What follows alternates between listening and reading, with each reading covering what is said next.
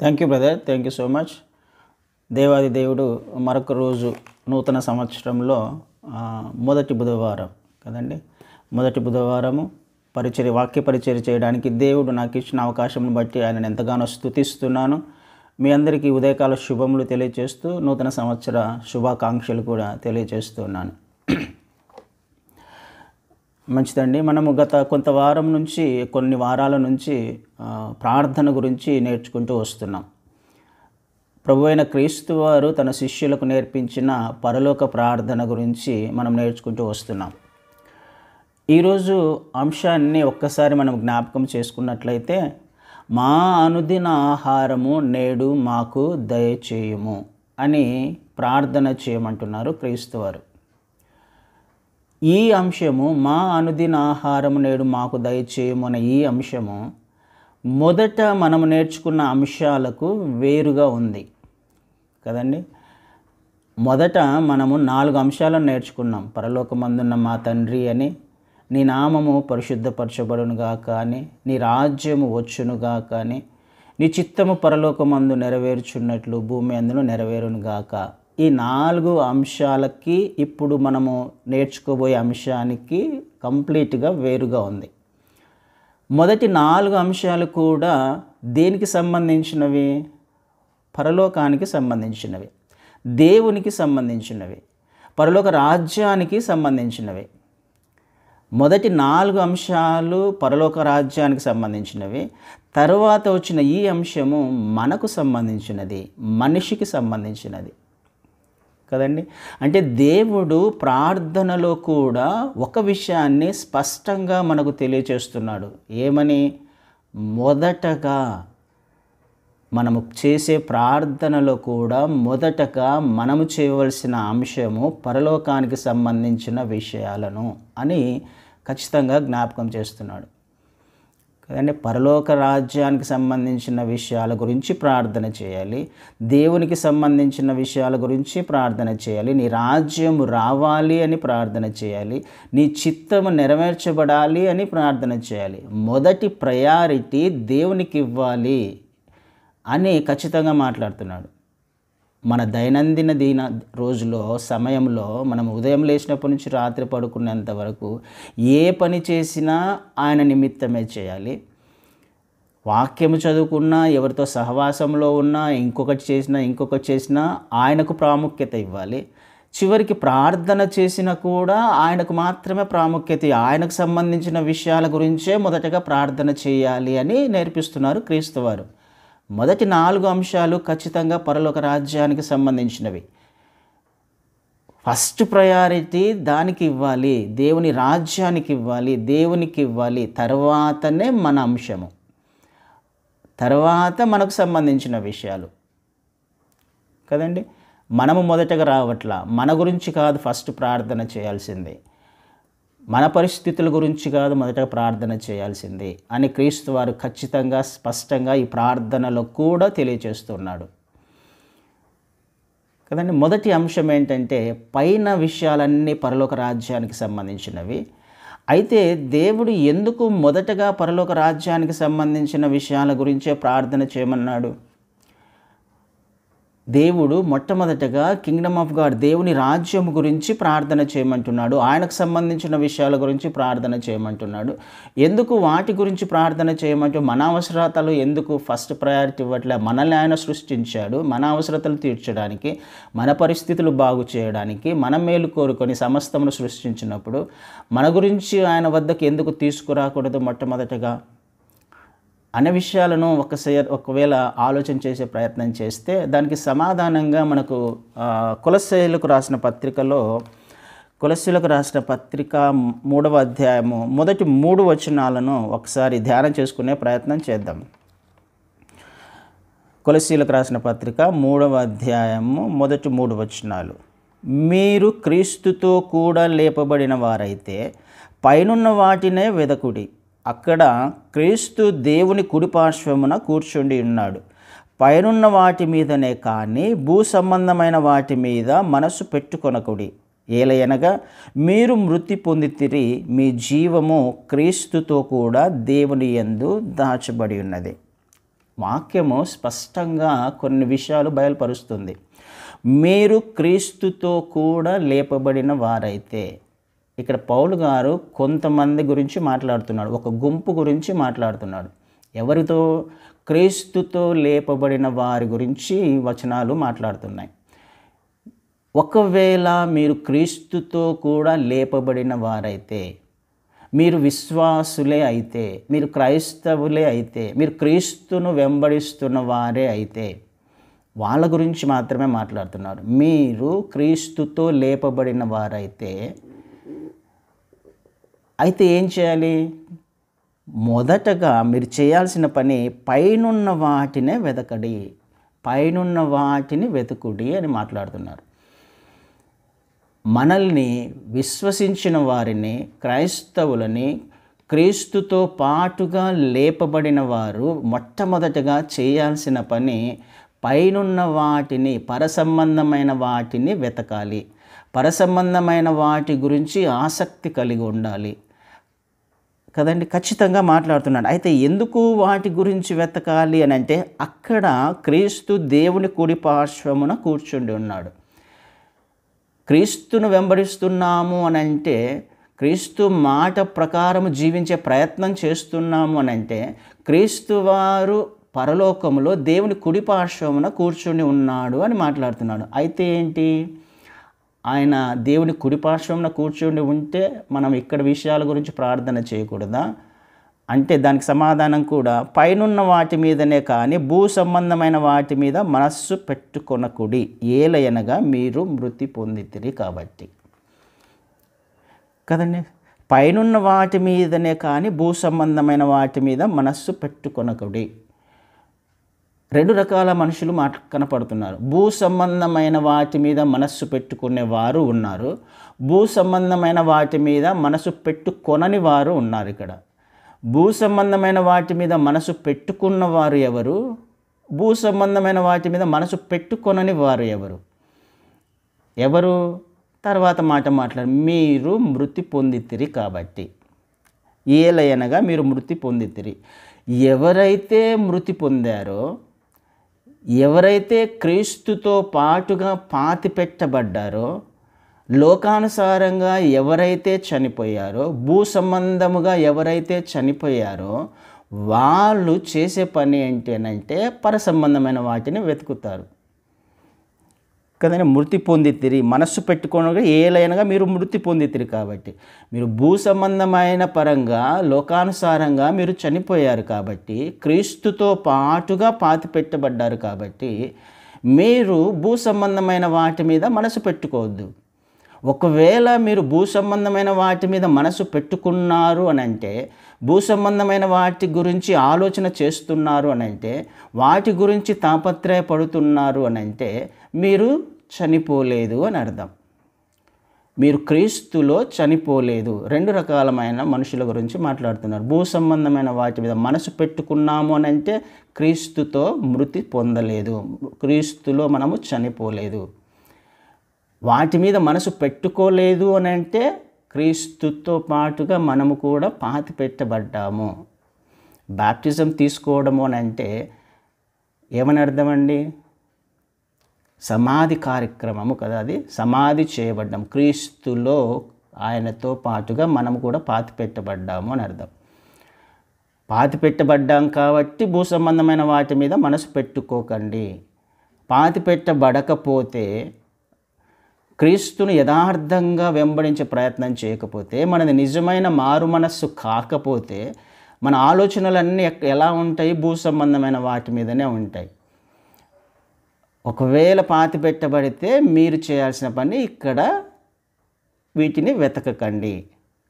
అందుకని ఏమని మాట్లాడుతున్నారు? మీరు క్రీస్తుతో కూడా లేపబడిన వారైతే, క్రీస్తుతో పాటుగా మృతి పొందిన వారై ఉండాలి, క్రీస్తుతో పాటుగా లేపబడిన వారై ఉండాలి. లేపబడిన వారైతే మనం వెతకాల్సింది పైనున్న వాటిని. ఇప్పుడు నేను క్రీస్తుతో మృతి పొందాను, క్రీస్తుతో కూడా లేపబడ్డాను అంటే ఇప్పుడు నేను ఎక్కడ ఉన్నానని అర్థము? నేను క్రీస్తులో ఉన్నాను అని అర్థం కదండి. ఈ వచనాల ప్రకారము మనం క్రీస్తుతో కూడా లేపబడిన వారమైతే నేను ఇప్పుడు క్రీస్తులో ఉన్నాను అని అర్థం, మనము క్రీస్తులో ఉన్నాము అని అర్థం. క్రైస్తవులు, క్రీస్తును విశ్వసిస్తున్న వారు, యథార్థమైన బాప్టిజం, నమ్మకమైన బాప్టిజం లేకపోతే ఖచ్చితమైన బాప్టిజం తీసుకున్నవారు, క్రీస్తును నిజముగా వెంబడిస్తున్న వారందరూ క్రీస్తులో ఉన్నారు అని అర్థం. క్రీస్తుతో పాటుగా లేపబడ్డారు అని అర్థం. ఇప్పుడు క్రీస్తు వారు ఎక్కడున్నారు? పరలోకములో తండ్రి కుడిపార్శ్వమున కూర్చున్నాడు అని వచనం స్పష్టంగా రాయబడింది. దేవుడు పరలోకములో కుడిపార్శ్వమున ఆయన ఆసీనుడై ఉన్నాడు అన్నప్పుడు, ఇప్పుడు నేను ఎక్కడున్నానప్పుడు? ఆయనను విశ్వసించిన వారు, ఆయనను నమ్మిన వారు, ఆయనతో పాటుగా పాతిపెట్టబడి లేపబడిన వారందరూ ఎక్కడున్నారు? క్రీస్తులో ఉన్నారు. క్రీస్తు పరలోకంలో ఉన్నారు. అంటే మనం కూడా ఎక్కడున్నాం? పరలోకంలో ఉన్నాం. మనం ఇప్పుడు పరలోకానికి సంబంధించిన వారమైనప్పుడు, పరలోకములో ఉన్నప్పుడు నేను ఎక్కడ ఉన్నానో దానికి సంబంధించిన విషయాల మీదనే నాకు ఆసక్తి ఉండాలి. మన పౌరస్థితి అక్కడ ఉంది. మనం కిందికి వచ్చిన తర్వాత కూడా క్రీస్తు వారిని విశ్వసించి ఆయనలోనే చనిపోయాము, ఆయనతో పాటుగా లేపబడ్డాము. ఆయన తిరిగి లేచి 2000 సంవత్సరాల క్రితం పోయి పరలోకానికి చేరుకున్నాడు. క్రీస్తు ఆయన తండ్రి కుడిపార్శ్వమున కూర్చున్నాడు. మనము బాప్టిజం తీసుకున్నామంటే మనము కూడా లేపబడ్డాము ఆయనతో పాటుగా. మనము ఆయనలో ఉన్నాము. ఆయన పరలోకంలో ఉన్నాడు, మనము పరలోకంలో ఉన్నాము. మన ఆత్మ ఆయనతో కనెక్ట్ అయ్యింది. అలాంటప్పుడు మొట్టమొదటగా మనము చేయాల్సిన పని పరసంబంధమైన వాటిని వెతకడము, పైనున్న వాటినే వెతకాలి అని క్రీస్తు వారు స్పష్టంగా ప్రార్థనలో నేర్పిస్తున్నాడు. అర్థం చేసుకోవడానికి ప్రయత్నం చేద్దామండి. ప్రార్థన, దేవుడు ఎందుకు చిన్న ప్రార్థన అని అనుకుంటాం, కానీ అందులో దేవుని యొక్క ముఖ్య ఉద్దేశాలన్నీ కూడా దాగి ఉన్నాయి. అందులో ఆయన మన కొరకు ఆశీర్వాదాలు రావడానికి, లేకపోతే మనం ఆశీర్వదించబడడానికి అవసరమైన అంశాలన్నిటిని కూడా ఆయన గుప్తం చేసి మన కొరకు ఆ ప్రార్థనను నేర్చుకోమంటున్నాడు. మనం ఎప్పుడైతే క్రీస్తు వారిని అంగీకరించామో, విశ్వసించామో, వెంబడిస్తున్నామో ఆ రోజే మనం ఆయన పిల్లలముగా మార్చబడ్డాము. ఆయన కుమారులుగా, కుమార్తెలుగా మార్చబడ్డాము. యోహాను సువార్త 1:12 ప్రకారం ఆయన మనకు అధికారం ఇచ్చాడు ఆయన కుమారులుగా, కుమార్తెలుగా ఉండడానికి. అలాంటప్పుడు నేను పరసంబంధానికి సంబంధించిన వాడిని, పరలోకానికి సంబంధించిన వాడిని కదండి. పరలోకానికి సంబంధించిన వాడిని అయినప్పుడు నేను వెతకాల్సింది, నేను పరసంబంధమైన వాటి మీదనే ధ్యాస పెట్టుకోవాలి. నేను వాటి గురించి మాత్రమే వెతకాలి. కానీ ఒకవేళ వాటి గురించి వెతకకుండా భూ సంబంధమైన వాటి గురించి నేను వెతుకుతున్నాను, భూ సంబంధమైన వాటి మీద నా శ్రద్ధ కలిగి ఉన్నాను, నేను ఆసక్తి కలిగి ఉన్నాను అని అంటే నేను చనిపోలేదు అని అర్థం, నేను పాతి పెట్టబడలేదు అని అర్థం.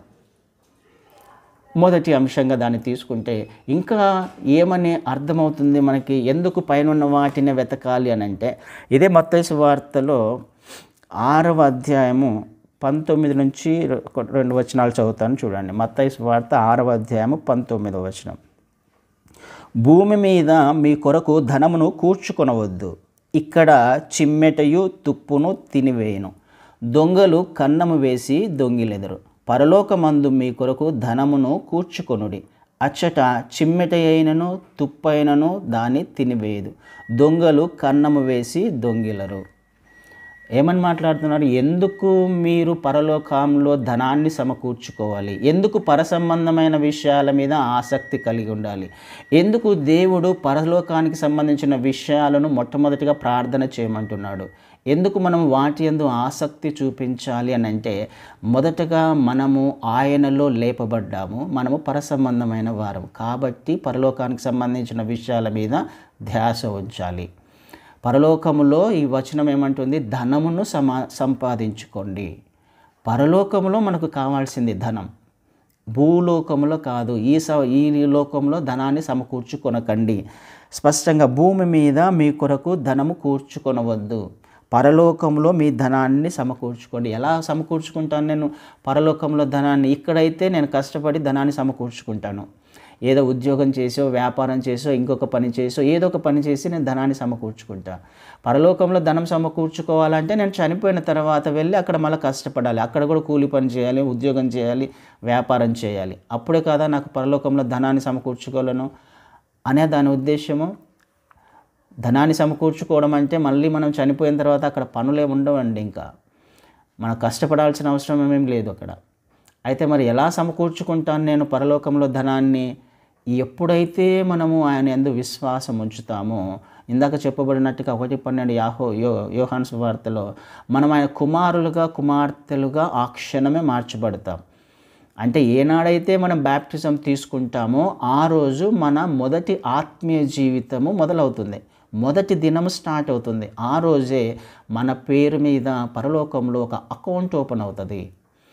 పరలోకంలో మన పేరు రాయబడుతుంది.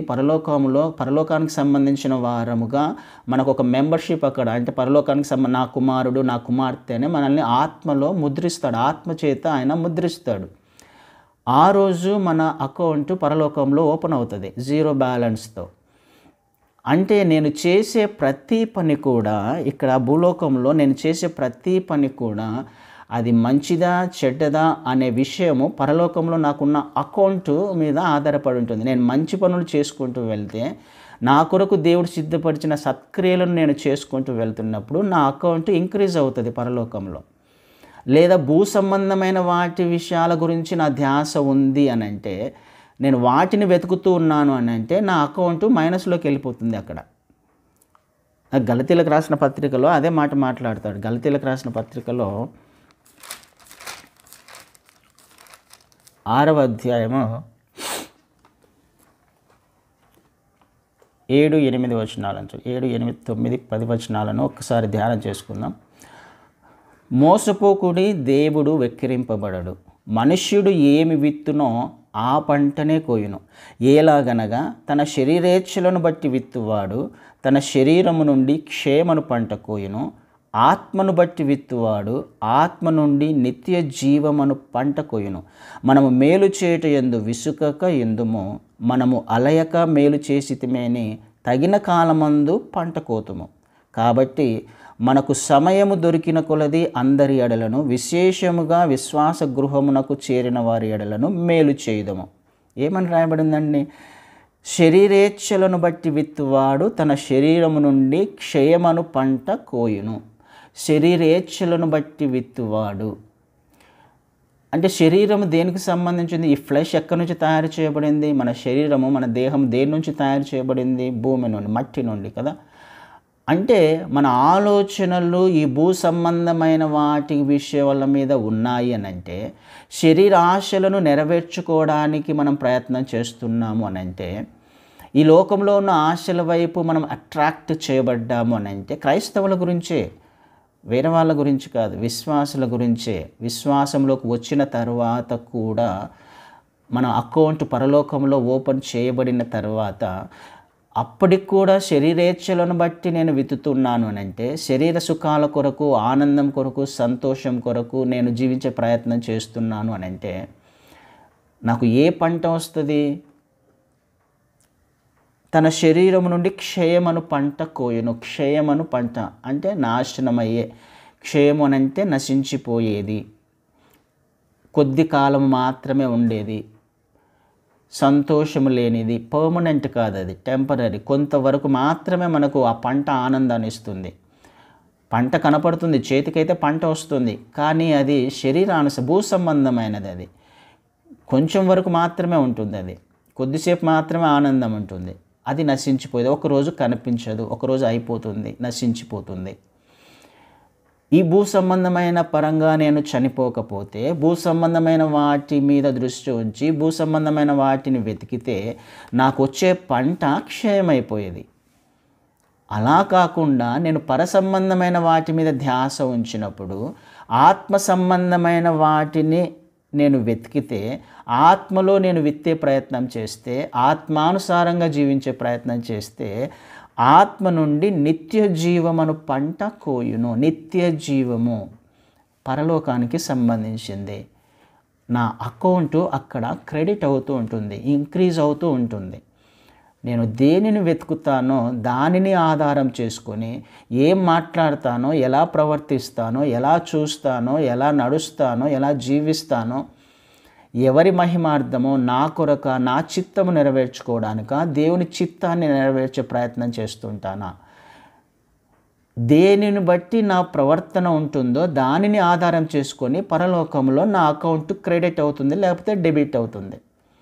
పరలోకంలో నేను ధనాన్ని సమకూర్చుకుంటాను. ఇక్కడ జీవించే విధానమును బట్టి, భూమి మీద జీవించే విధానాన్ని బట్టి, భూ సంబంధమైన వాడిగా నేను చనిపోయాను అని అనుకుంటున్నాం కదా, దానిని ఆధారం చేసుకొని ఎప్పుడైతే క్రీస్తుని అంగీకరించానని నేను ఒప్పుకున్నానో అప్పుడు పరలోకంలో మన అకౌంట్ ఓపెన్ చేయబడుతుందో దానిని బట్టి, మనం పరలోకంతో కనెక్ట్ అయి ఉన్నామని మనం అనుకుంటున్నాం కదా, దానిని బట్టి మనం అక్కడ ధనాన్ని సమకూర్చుకోవడమా లేకపోతే ధనాన్ని తిరిగి డెబిట్లోకి మైనస్లోకి తీసుకువెళ్ళడమా అనేది ఆధారపడుతుంది. శరీరమును బట్టి నేను ఆలోచనలు చేస్తే, క్రియలు చేస్తే, తలంపులు నా జీవితము ఉంటే నా అకౌంట్ క్రెడిట్ మైనస్ అయిపోతుంది, డెబిట్ అవుతుంది. ఆత్మను బట్టి నేను విత్తుతూ ఉన్నప్పుడు నేను పరలోకంలో ధనాన్ని సమకూర్చుకుంటా. ఎందుకు? భూమి మీద అయితే ఈ ధనము తుప్పు పడుతుందంట కదండి, రస్ట్ పడుతుంది, నాశనం అయిపోతుంది, లేకపోతే దొంగలు వస్తారు కదండి.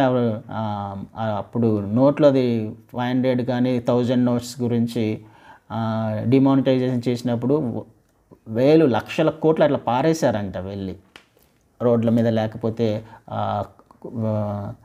కొలంలో సముద్రంలో దానిలో పారేశారంట, నీళ్ళల్లో పారేశారంట. ఏమైపోయింది? తుప్పు పడుతుంది. ఈ లోకంలో సంపాదించుకున్నది ఏదైనా కానీ తుప్పు పడుతుంది, లేకపోతే దొంగలు వచ్చి ఎత్తుకుపోతారు. సమాధానం ఉండదు, ఒకరోజు నశించిపోయేదే. కానీ పరలోకంలో నువ్వు ధనాన్ని సమకూర్చుకుంటావు, అది పర్మనెంట్. దేవుని వద్ద మన అకౌంట్ ఉంటుంది, మన బ్యాలెన్స్ అక్కడ ఉంటుంది. కాబట్టి అక్కడ ధనాన్ని మీరు సమకూర్చుకోండి. ఎందుకు? మనము పరసంబంధమైన వారం కాబట్టి. మన జీవితము పరలోకానికి సంబంధించింది. మన ఆత్మ అక్కడ క్రీస్తులో దాచబడి ఉంది. మనం ఆయనతో పాటుగా లేపబడ్డాము. కాబట్టి ఫస్ట్ ప్రయారిటీ మనది ఏమై ఉండాలి? పరసంబంధమైన వాటి మీద, పైనున్న వాటి మీద. ప్రార్థనలో కూడా క్రీస్తు వారు అదే మాట్లాడుతున్నారు, అదే నేర్పిస్తున్నారు శిష్యులకి. ఈరోజు మనతో కూడా ఆయన అదే మాట్లాడుతున్నాడు. ఇంకా ఏం చేయాలి? ఆత్మ సంబంధమైన వాటిని ఎలా వెతకడం అని అంటే 9వ వచనంలో, మనము మేలు చేయుట యందు విసుకక యుందుము. దేవుడు మన కొరకు మనల్ని రక్షించుకున్నాడు అని అంటే మేలు చేయడానికి, కీడు చేయడానికి కాదు. ఎదుటివారి గురించి నిర్లక్ష్యముగా వ్యవహరించడానికి కాదు, అలక్ష్యముగా చూడడానికి కాదు, పట్టించుకోకుండా ఉండడానికి కాదు. వారు బాధపడుతున్న మన నోటీస్కి వచ్చినప్పుడు మనము చేయవలసిన పని మేలు చేయడము. మనకు అవకాశం ఉన్నప్పుడల్లా మనం చేయాల్సిన పని మేలు చేయటందు విసుకక ఎందుము. మనము అలయక మేలు చేసితిమేని తగిన కాలమందు పంట కోతుము. పంట వస్తుంది, అదే క్రెడిట్ అవుతుంది. ఆ పంటనే ధనము పరలోకంలో సమకూర్చుకునేది. తగిన కాలమందు మనకు పంట వస్తుంది, దాని రిజల్ట్ మనం చూస్తాం. మేలు చేస్తూ ఉన్నప్పుడు పంట వెంటనే రాదు కదండి. పంట వేసినప్పుడు దానికి కొద్దిగా సమయం పడుతుంది, అది పెరగడానికి, దానిని కోయడానికి కొద్ది సమయం పడుతుంది. అయితే మనం చేయాల్సింది, మనకు పంట రిజల్ట్ రావట్లేదు అని చెప్పేసి మనం మేలు చేయకుండా ఉండకూడదు అనేది దాని ఉద్దేశం. పంట చేతికి రావాలంటే మీరు మేలు చేస్తూ వెళ్ళండి. ఒక సమయంలో, తగిన సమయంలో పంట మనకు ఖచ్చితంగా చేతికి వస్తుంది. మేలు చేయడంలో ఎట్టి పరిస్థితులలో విసిగిపోవద్దు, అలసిపోవద్దు. కాబట్టి మనము సమయము దొరికిన కొలది అందరి ఎడలను, విశేషముగా విశ్వాస గృహమునకు చేరిన వారి ఎడలను మీరు మేలు చేయుదము. అందరి ఎడల మేలు చేయండి. అది క్రైస్తవేతరుల దానికి సంబంధం లేదు. అందరి ఎడల మేలు చేయండి, మేలు మాత్రమే చేయండి. ఎందుకు? ఆయన మంచివాడు కాబట్టి, ఆయనను మనం వెంబడిస్తున్నాం కాబట్టి. మేలు చేయండి. మరి ముఖ్యంగా అంటున్నాడు, అందరికీ చేయండి, మరి ముఖ్యంగా, మరి విశేషముగా విశ్వాస గృహమునకు చేరిన వారి ఎడల. విశ్వాస గృహము, సంఘము, విశ్వాస సహవాసము, తోటి సహోదరులు, మన వారి గురించి, సంఘంలో ఉన్న వారి గురించి, విశ్వాసుల గురించి, మన సహోదరుల గురించి పట్టించుకునే ప్రయత్నం చేయండి. వారికి మేలు చేసే ప్రయత్నం చేయండి. ఒకరినొకరు హెచ్చరించుకునే ప్రయత్నం చేయండి. సహాయం చేసుకునే ప్రయత్నం చేయండి. ఎందుకు? బలహీనంగా ఉంటే అవకాశం ఉంది. మన సహోదరుడు బలహీనంగా ఉన్నాడు అని అంటే, సంఘంలో ఒక విశ్వాసి బలహీనంగా ఉన్నాడు అని అంటే, కష్టాల్లో శ్రమలో ఉన్నాడు అంటే సంఘము బలహీనపడే అవకాశం ఉంది. అంతే కదండి. ఒక ఇంటిని కట్టుకుంటున్నప్పుడు కొన్ని రాళ్ళు తొలగిపోయాయి, దాని స్థానంలో అవి లేవనుకుందాం, వీక్గా ఉన్నాయి అనుకుందాం. కొన్ని ఇటుకలు బలహీనంగా ఉన్నాయి, కన్స్ట్రక్షన్ చేస్తున్నప్పుడు ఏమైపోతుంది, పైన ఉన్నదంతా కుంగిపోతుంది కదా. దాని మీద ఏవైతే రాళ్ళు ఆధారపడ్డాయో పక్కన కట్ట అవన్నీ అది ఆ ఇటుక పగిలిపోయింది అని అంటే అక్కడ ఉన్న వాల్ మొత్తం బలహీన పడిపోతుంది, పడిపోయే అవకాశం ఉంది. అంటే మన విశ్వాస గృహంలో, సంఘంలో, చర్చిలో, సహవాసంలో ఎవరైతే బలహీనంగా ఉన్నారో వారిని బలపరిచే ప్రయత్నం చేద్దాం, చేయమని అంటున్నాడు. వారికి మేలు చేయండి, లేవనెత్తండి, బలపరచండి కదండి. విశ్వాస గృహం, ఆ సంఘం స్ట్రాంగ్గా ఉందని అనుకోండి, విశ్వాసులు స్ట్రాంగ్గా ఉన్నారు, వారికి సహాయం చేస్తున్నారు, అందరికీ అదే మనస్సు ఉందనుకోండి, ఆ సంఘం ఎలా ఉంటుంది, ఒక వెలుగుగా, దీపస్తంభముగా, అనేక మందికి వెలుగిచ్చేదిగా ఉంటుంది. కాబట్టి విశ్వాస గృహంలో ఉన్న ప్రతి ఒక్కరికి ఉండవలసిన లక్షణము, చేయవలసిన పని మేలు చేయడము, విసుగక మేలు చేయడం. విశ్వాస గృహం ఒకరినొకరు సరి చేసుకోవడం, ఒకరినొకరు హెచ్చరించుకోవడం, పురిగొల్పుకోవడం, బలపడడం, దాని ద్వారా అనేక మందికి ఆశీర్వాదకరంగా ఉండడం. స్పష్టంగా క్రీస్తు వారు మాట్లాడుతున్న మాట, పరసంబంధమైన విషయాలను ఆయన వేరు చేస్తున్నాడు, మనకు సంబంధించిన విషయాలను ఆయన వేరు చేస్తున్నాడు. మా అనుదినాహారము మాకు దయచేయము అని అంటే దీనికంటే ముందు కొన్ని విషయాలు ఉన్నాయి, దాని తర్వాతనే మనకు సంబంధించిన విషయాలు అని ఖచ్చితంగా క్రీస్తు వారు మాట్లాడుతున్నారు. మొదటి ప్రయారిటీ పరసంబంధమైన విషయాల మీదనే. తిమోతికి రాసిన పత్రికలో కూడా, మొదటి తిమోతి రాసిన పత్రికలో ఒక మాట ఉంటుంది, 6వ అధ్యాయము 9వ వచనం నుంచి చూస్తే, ధనవంతులగుటకు ఆపేక్షించువారు శోధనలోను, ఉరిలోను, అవివేకయుక్తములను, హానికరమునైన అనేక దురాశలలోను పడుదురు. అట్టివి మనుష్యులను నష్టములోను, నాశనములోను ముంచివేయును. ఎందుకనగా ధనాపేక్ష సమస్తమైన కీడులకు మూలము. కొందరు దానిని ఆశించి విశ్వాసము నుండి తొలగిపోయి నానా బాధలతో తమ్మును తామే పొడుచుకొనురి. చూడండి, భూ సంబంధమైన వాటి విషయంలో ధనాపేక్ష, లగ్జరీ లైఫ్, కంఫర్టబుల్ లైఫ్ గురించి ఆలోచన చేస్తే కదండి, ధనాపేక్ష దేని కొరకైనా కానీ ధనం కావాల్సిందే. అది ఒక కారు కొనాలన్నా, ఇల్లు కట్టుకోవాలన్నా కదండి, ఏది కావాలన్నా వాటి మీద ఒక అధికారం సంపాదించాలన్న ప్రయత్నం చేస్తూ ఉంటారు చాలామంది కదా. ఒక కంఫర్టబుల్గా జీవించాలి, లగ్జరియస్గా జీవించాలి. అలాంటప్పుడు ఏం కావాలి, ధనం కావాలి. దాని పట్ల ఆసక్తి పెంచుకుంటే ధనాపేక్ష సకల విధములైన కీడులకు మూలము. అది ఏం చేస్తుందంట, శోధనలోను, ఉరిలోకి తీసుకొస్తుంది. మనకు ఉరిగా ఉంటుంది ధనాపేక్ష, ధనాన్ని సంపాదించుకోవాలనే ఆలోచన, ఆసక్తి, మన శక్తికి మించిన పనులు, మనకు శక్తికి మించిన దాని గురించి మనం ప్రయత్నం చేస్తే అది ఏమవుతుంది అనంట, కీడును తీసుకొస్తుంది, సకల విధములైన కీడులకు కదా, సమస్తమైన కీడులకు మూలము. అలా చేసిన వాళ్ళు ఏమైపోయారు, కొందరు అలా చేశారంట, అలా చేసి విశ్వాసము నుండి తొలగిపోయారు. మన ప్రయారిటీ చేంజ్ అయిపోతుంది. అప్పుడు పరలోకం అవ్వదు, దేవుడు అవ్వడు, దేవుని చిత్తం అవ్వదు, మన చిత్తం అవుతుంది, మన కంఫర్టబుల్ జీవితం అవుతుంది. మన కొరకు లగ్జరీగా, హ్యాపీగా జీవించాలనే ప్రయత్నం చేస్తాం. ఎదుటివారి గురించి ఆలోచించము. ఎదుటివారు బలహీనులైనప్పటికీ, మన నోటీస్కి వచ్చినప్పటికీ వారి గురించి ఆలోచన చేయకుండా సెల్ఫిష్నెస్ అనేది ఒకటి స్టార్ట్ అవుతుంది, స్వార్థం అవుతుంది. అలాంటప్పుడు ఏమైపోతారంటే వాళ్ళు, దాన్ని ఏమంటాము, స్వార్థము. కానీ మనం ఎదుటివారిని పట్టించుకోకుండా మన కొరకు మాత్రమే మనం జీవించే ప్రయత్నం చేస్తే విశ్వాసం అనిపించుకోదు. అది విశ్వాసము నుండి తొలగిపోయిన జీవితము, క్రీస్తు వారిని వెంబడిస్తున్న జీవితం కాదు, క్రైస్తవ జీవితం కాదు. అలాంటప్పుడు ఏమైపోతాము, ఈ లోకంలో ఉన్నదంతా ఏమైపోతుంది, నశించిపోయేదే కదా, క్షేమైపోయినదే.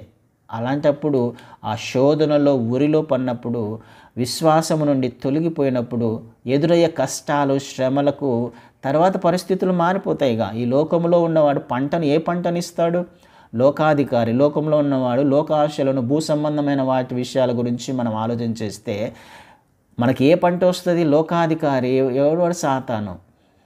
వాడు దొంగ, అబద్ధాలు చెప్తూ ఉంటాడు, మోసం చేస్తూ ఉంటాడు. మనకి ఇచ్చే పంట కూడా మోసంగానే ఉంటుంది, అబద్ధముగానే ఉంటుంది, కనిపించనిదిగానే ఉంటుంది. ఆ టైంలో మనకు పంట కోసే సమయంలో మనం మోసపోయామని తెలిసినప్పుడు, మన చేతికి పంట రానప్పుడు వాళ్ళు ఏం చేస్తున్నారంటే, కొందరు అలా చేసి తమను తామే పొడుచుకున్నారు కదండి. తమకు తామే చనిపోయారు, నాశనమయ్యారు.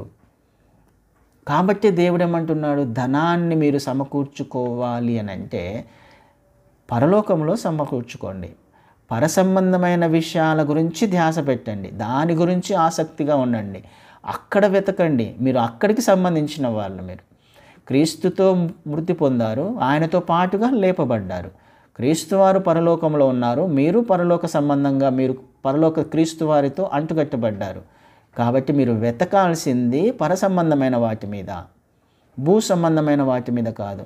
శరీరానుసారమైన ఇచ్ఛలను తీర్చుకోవడానికి కాదు, ఆత్మ సంబంధంగా మనం విత్తాలి, ఆత్మానుసారంగా జీవించే ప్రయత్నం చేయాలి అని క్రీస్తు వారు స్పష్టంగా మాట్లాడుతున్నారు కదండి. ప్రార్థన ఖచ్చితంగా నేర్పిస్తున్నారు. ఇందాక చదవబడిన వాక్య భాగం కూడా అదే.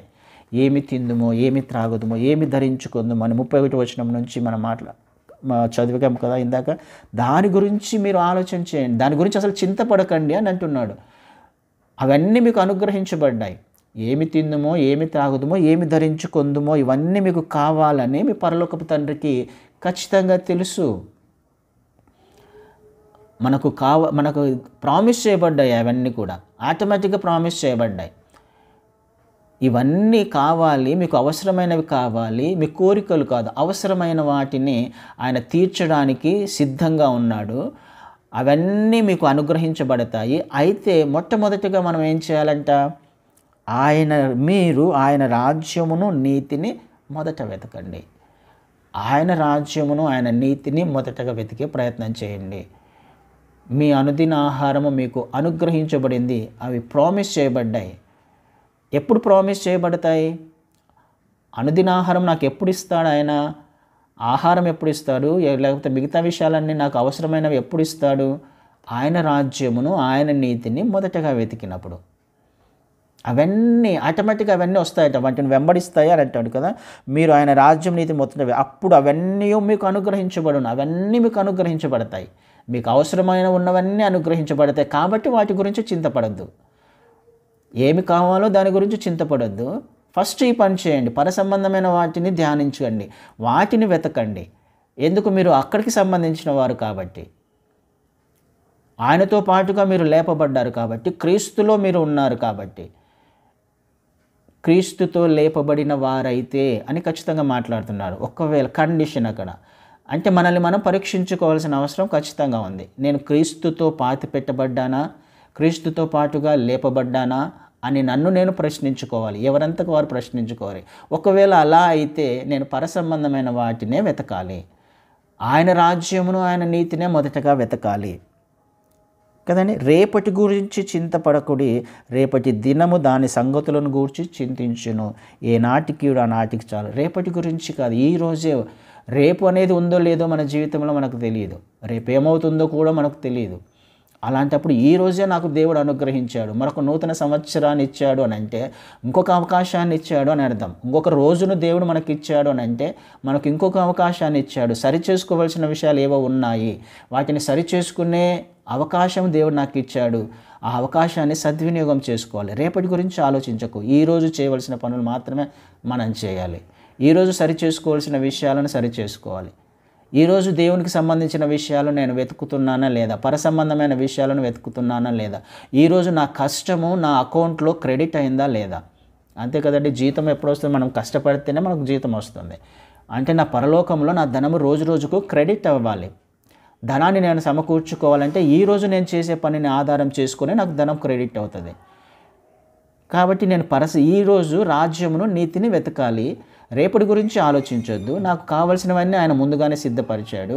అయితే నేను వెతుకుతున్నప్పుడు అవి సిద్ధపరచబడతాయి. ఆయన రాజ్యమును, ఆయన నీతిని వెతుకుతున్నప్పుడు నాకు కావాల్సిన ఆహారము ఆటోమేటిక్గా సిద్ధపరిచి పెట్టాడు ఆయన. అది వచ్చేస్తుంది. ఎలా వస్తుంది అనేది మనకు సంబంధంలా. ఆయన ఇస్తాడు, ఆయన ప్రామిస్ చేశాడు. వాగ్దానం చేసిన వాడు నమ్మదగినవాడు, మనిషి కాదు కదండి. పంట ఇచ్చేవాడు ఆయన, పరలోకంలో మనం విత్తుతున్నాము, పరలోకానికి సంబంధించిన విషయాలను మనం చేస్తున్నాము అంటే పరలోకానికి అధికారి ఎవడు, పరలోకంలో ఉన్నవాడు ఎవడు, ఆయనకు సంబంధించిన విషయాలను వెతుకుతున్నాము, ఆయన ఆజ్ఞను పాటిస్తున్నాము. పంట ఇచ్చేవాడు ఆయన. ఆయన అన్యాయం చేస్తాడా? ఆయన చేసిన వాగ్దానాన్ని ఆయన తప్పుతాడా? ఆయన స్వభావానికి విరుద్ధంగా ఆయన పని చేస్తాడా? ఖచ్చితంగా పని చేయడు. మనిషి కాదుగా, ఆయన దేవుడు, సృష్టికర్త, మనల్ని సృష్టించినవాడు, మనకు ఆజ్ఞలను ఇచ్చినవాడు, మన కొరకు సమస్తాన్ని సృష్టించినవాడు. ఆయన అన్యాయస్తుడు కాదు. కాబట్టి ఆయనకు సంబంధించిన విషయాలను వెతికే ప్రయత్నం చేయమంటున్నాడు. మనకు కావాల్సిన ఆహారాన్ని ఆయన ముందుగానే సిద్ధపరిచి పెట్టాడు. రేపటి గురించి చింతించకండి, ఈరోజు నా రాజ్యమును వెతకండి, నా నీతిని వెతకండి, మీకు కావలసిన సమస్తాన్ని నేను ముందుగానే సిద్ధపరిచి పెట్టాడు, దానిని తీసుకోండి, ఏనాటి కీడు ఆనాటికి చాలును అంటున్నాడు. ఒకవేళ మనం ఆయన రాజ్యమును వెతకకపోతే మనకు వచ్చేది అదే కదండి. మనం ఆశీర్వాదం ఏ రోజుకు ఆ రోజు మన కొరకు ఆశీర్వాదాలు దాచబడ్డాయి, కీడు ఉంది. ఆయన రాజ్యమును వెతకకుండా భూ సంబంధమైన వాటి గురించి తాపత్రయపడితే మనకు వచ్చేది కీడే. లేదా ఆయన రాజ్యమును వెతికామా, ఆయన మన కొరకు సిద్ధపరిచిన అనుదిన ఆహారాన్ని ఆయన మనకు దయచేస్తాడు. కాబట్టి ఏ రోజు దాని గురించి మీరు రేపటి గురించి ఆలోచించకండి. ఈ రోజు మాత్రమే కీడు రాకుండా చూసుకోండి, కష్టం రాకుండా చూసుకోండి, నష్టం రాకుండా చూసుకోండి అని దేవుడు ఖచ్చితంగా మాట్లాడుతున్నారు. ఆయన వాగ్దానం చేశాడు, ప్రార్థనను కూడా నేర్పిస్తున్నాడు. కాబట్టి ప్రియ సహోదరి సహోదరుడా, మనం చేయాల్సిన పని ఆయన నేర్పించిన ప్రార్థనలో మా అనుదిన ఆహారం నేడు మాకు దయచేయమంటే మొదటగా ఆయన రాజ్యమును వెతుకుతూ ఇవి మాకు దయచేయమని ప్రార్థన చేయడం. హల్లెలూయా. ఇంకా మిగతా విషయాలు దీనికి సంబంధించి వచ్చే వారం నేర్చుకునే ప్రయత్నం చేద్దాం.